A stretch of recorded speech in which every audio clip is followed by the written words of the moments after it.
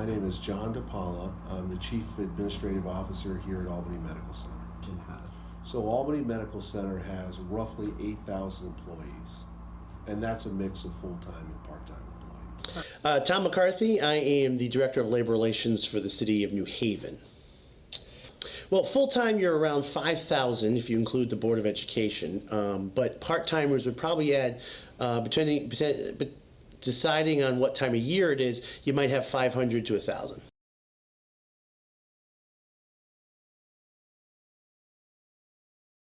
CARE Act related to Albany Medical Center, I consider short-term 1 to 3 years. Mm-hmm. And I think in 1 to 3 years, I think we are going to see some of the aspects start to occur related to improving quality and reducing cost.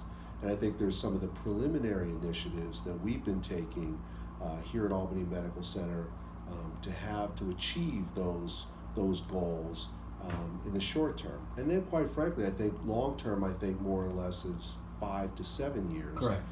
And again, I think we've got some things in place, some processes in place, some operational changes to improve quality and reduce cost. Well, the Affordable Care Act has been, there's been a lot of positives and a lot of negatives to it. I think the issue was that when it was put together originally, the way the congressional process went was you had to make a lot of deals, and so there were things in there that kind of contradict each other, and so we've had a lot of time spent in municipalities throughout the country trying to even figure out what the rules were. So the first hurdle we had to go through was all about what the rules were. So once we all figured out what the rules were of the road were, then the implementation started. Implementation was difficult because it actually made us make some changes that were difficult in terms of how many employees we could use as a seasonal, how often we could use them, the affordability factor. We had to renegotiate some of our contracts because in municipalities, for right, wrong, or indifferent, in municipalities you get generous benefits packages. The salaries tend to be lower, but the benefit packages are higher, and so many times they fell into the world of the Cadillac tax. And so we have been strong proponents on the municipal level of pushing back very hard on the Cadillac tax, and right now that's been delayed. A final decision has been made, but we're very hopeful that that is gonna go away, because that would be something that would be a huge penalty for providing good benefits to our employees.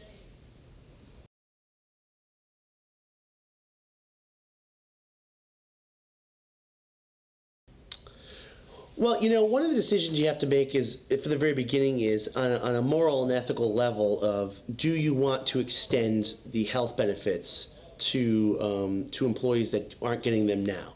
The affordable, really the basic driver of all these types of decisions, because the taxpayer at the end of the day is going to pay for any decisions we make.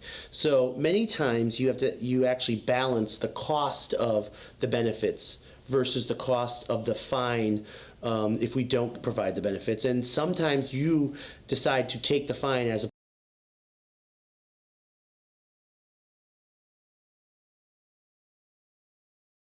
From my perspective, we have not. Okay. That was what we did not consider opting out of providing health care to employees. So as I just said, is we've made the decision in certain places. Seasonals are a really good example. A seasonal employee is someone that's brought in for just one period of time, usually for 120 days or less. The great example is the people who line the ballparks in the summer, or the people that do the snow plowing and during the winter. And you look at those folks, and we made executive decisions to make sure that before 120 days that the Affordable Care Act would kick in. We decided those folks were going to be let go on that cycle. So we made the decision to not provide medical benefits for those seasonal employees. So the answer is yes, we had made those decisions, because the cost of providing benefits to a seasonal that's working only 120, 180 days would cost more than the actual salaries we're paying them, and would be cost prohibitive for the amount of work we get out of them.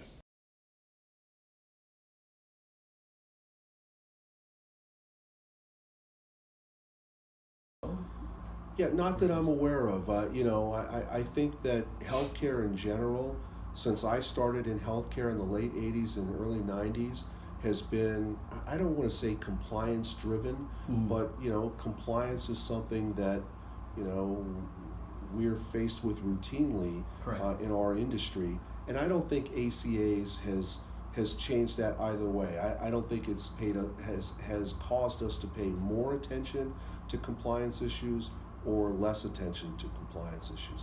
It's just something that's, you know, part of our business, part of our industry. As the employer, so the lack of knowing what tomorrow will bring is the biggest issue that we face all overall with the affordable.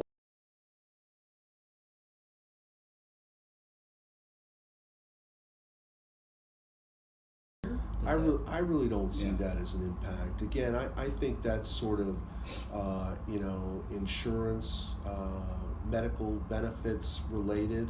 And again, I don't think that that's something that would drive our employees either to retire sooner, or delay their decision in terms of retirement. I think that that's something that's done on an individual basis, and I really don't see ACAs and health insurance being one of those drivers. And so many times you make changes in your benefit packages and you put them in for the new folks and allow someone the ability to retire, because then you drive out a higher salary, you get to save on the salaries, and then you get to put in a change in a union environment. Don't forget that everything we do in a municipality is driven by the unions, and so in those types of negotiations, letting the folks who are near retirement go out into their packages, and then making a massive change for the new folks is how you generally make major changes.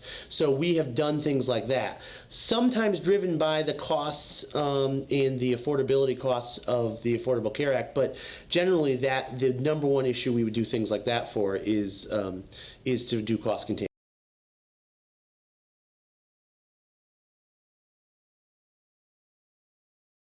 From my perspective, as we've hired people in the college and in the hospital, don't get me wrong, I think health benefits is an important component, but I really don't think we use that as a recruiting tool.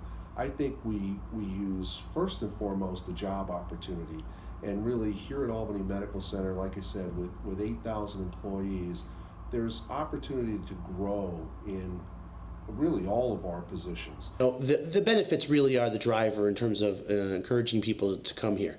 I think that the number one risk to that ability for us to draw people in based on our benefit packages is if the Cadillac tax remains in effect, because what that will do is that will force us to lower the generosity of our benefits packages, and that alone will take away our advantage.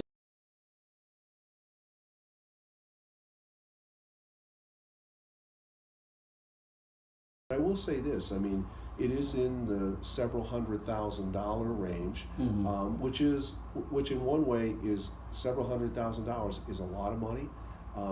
With our budget, I mean, our budget is a pretty sizable budget. Our budget, you know, overall operating expenses every year is in the $1 billion to $1.5 billion range.